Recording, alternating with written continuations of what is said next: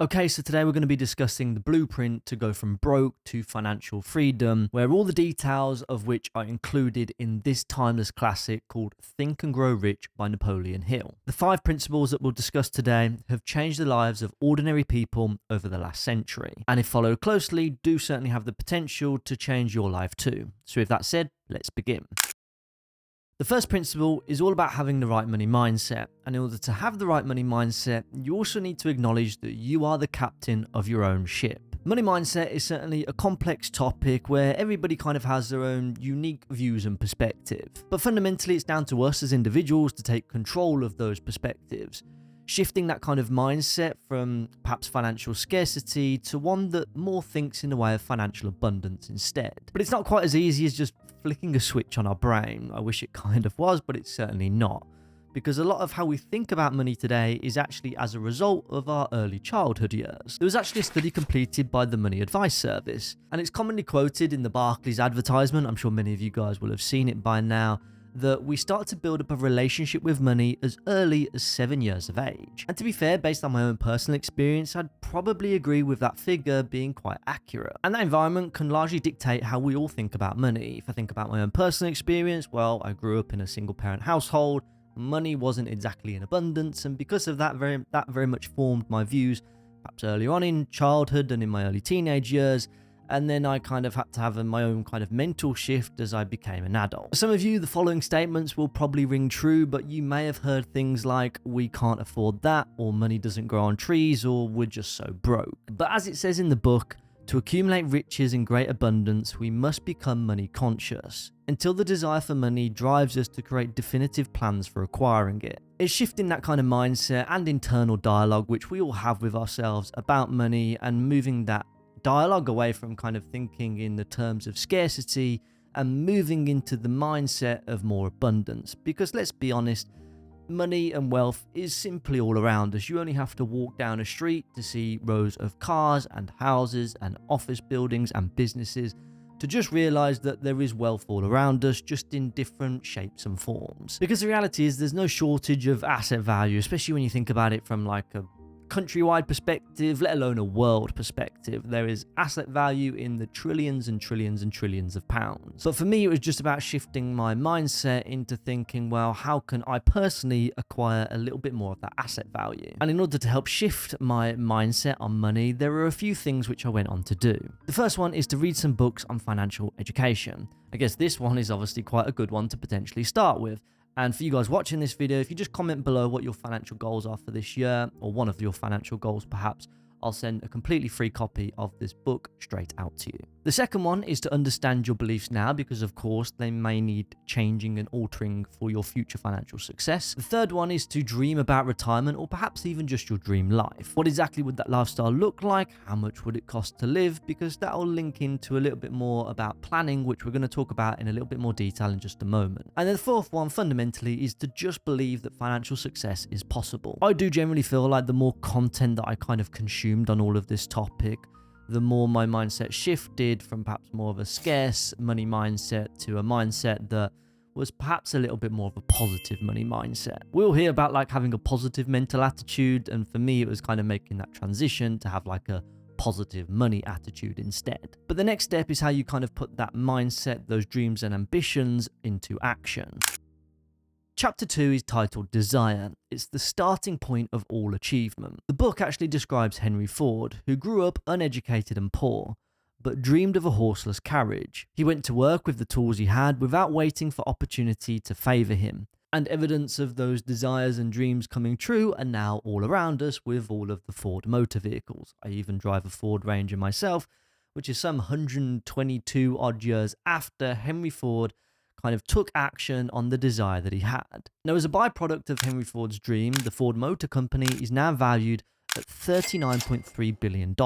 It's a company that's gone on to create a huge amount of financial value, perhaps financial value far beyond the expectations that Henry Ford had at the time in the early 1900s. And what's great about today's video sponsor, Trading 212, is that you can invest in shares in companies that create that kind of value through the means of investing. For those new to Trading 212, they are a commission-free investing app that allows you to invest in over 13,000 global stocks and ETFs so you can build out your own investment portfolio. It's a broker that I've been using since 2020, and I've been investing in a stocks and shares ISA account, which allows me to invest up to £20,000 per tax year, completely tax-free. Now, you can build out your own investment portfolio based on the research that you've done by either selecting your investments manually or even opening a Trading 212 pie. Now, the Trading 212 pies feature allows you to invest in their ready-made pies, or alternatively, you can invest in one of their community pies, just depending on what your preferences are. It will also show you the future potential performance of those investments that you may go on to select. But of course, do remember that past performance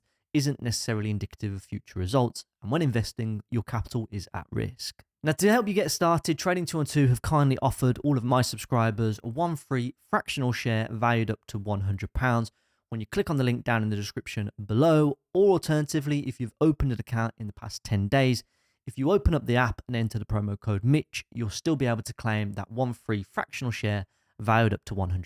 Thanks so much to Trading 212 for sponsoring this video. And just before we head on to the next step, I just want to pull it back slightly and actually talk a little bit more about how the likes of Henry Ford were able to kind of turn that ambition and desire into action with this 6-step process. First is to fix in your mind the exact amount of money you want. And I wouldn't necessarily think about just an arbitrary number here of like £1 million. And instead, I'd kind of figure out some kind of number that's meaningful to you and would actually make a material difference in your life based on the lifestyle that you desire. The second is to determine exactly what you intend to give in return. Of course, you don't earn money for nothing, so you must provide either a product or a service or content or something that has an impact and adds value to the marketplace. The third is to establish a date when you intend to possess the money that you desire. Set yourself a time-bound goal. Do you want to achieve that financial desire a year from now, or 3 years from now, 5 years, 10 years, 20 years, or even beyond? Step number 4 is to create a definitive plan. Start to obviously create a plan of action, because those that write down their goals are actually 42% more likely to achieve them. Number 5 is to then write yourself down a mission statement. Condense all of the information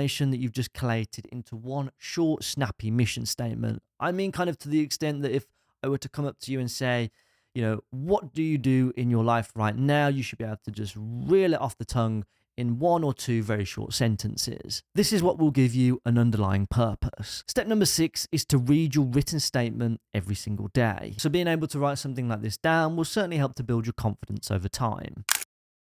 There are 2 different kinds of knowledge. You've got general knowledge and specialized knowledge. And whilst general knowledge is great if you're going on a TV show like The Chase, or if you want to do well in your local pub quiz, the reality is specialized knowledge is the thing that's going to allow you to strive towards achieving your financial goals. As it says in the book, knowledge will not attract money until it is organized and intelligently directed through practical plans of action. And there are lots of different types of plans that you can look to explore in order to kind of progress your goals and get yourself ahead financially. Now, obviously, there's lots of different plans available, but for me, there are 3 major types which I would focus on depending on your line of work. The first is your business plan, which could entail things like a marketing plan, a content plan, and a strategic plan. The second, if you're not operating your own business, is obviously a career plan. That could detail all of your professional ambitions, perhaps a development plan that can help push you forward up the career ladder. The third type, which ties all of this together, is some kind of financial plan. And this financial plan should be aligned to the outcomes of the successful delivery of either your business plan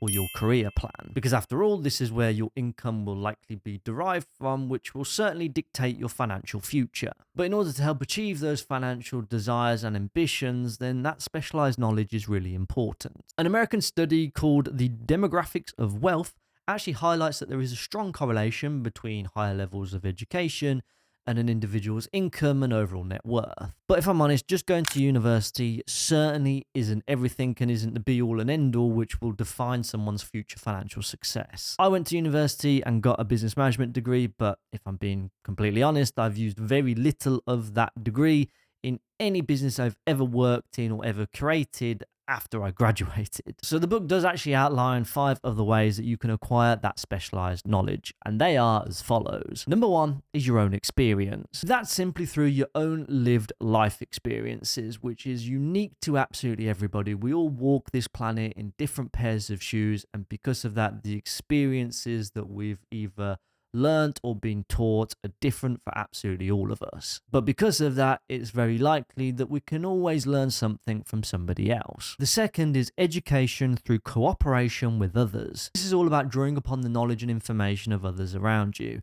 And even, in the modern day, there's so much content out there on social media, and there's lots of good educational content creators that you can learn off for absolutely free, and you don't exactly need to be their best friend either. Third is obviously through books. We've covered this already, with this one being quite a good one to start with. 4 is specialized training courses. This could be through an additional professional qualification, or even perhaps just attending workshops and seminars in your local area or even online. I'm attending a property webinar tomorrow night at like 7 p.m. just to kind of increase my own knowledge about property investing. So find out where your interest or knowledge gaps are, and then look to develop a bit of specialized knowledge in that specific area. I'm a huge advocate of personal development and self-learning. After all, pretty much everything that you see on this YouTube channel is all self-taught. And there is a line in the book that absolutely supports this, and it goes, "The person who stops studying merely because they finished school is forever hopelessly doomed to mediocrity, no matter what their calling. The way of success is the way of continuous pursuit of knowledge." It's the reason why people like Warren Buffett, that are absolutely at the top of their game, spend a lot of their time just reading and consuming content and forever learning every single day. There's stats around there that say that Warren Buffett reads like 500 pages a day or something ridiculous. And whilst we might not all have time to do that, I'm sure we all have a spare 10 or 15 minutes before bed where we could read just 10 pages a day instead. Because those 10 pages are the equivalent to 3,650 pages in a year, which would probably work out to be somewhere in the region of maybe 12 to 16 odd books that you could read. It's all just about compounding those very, very small habits over time.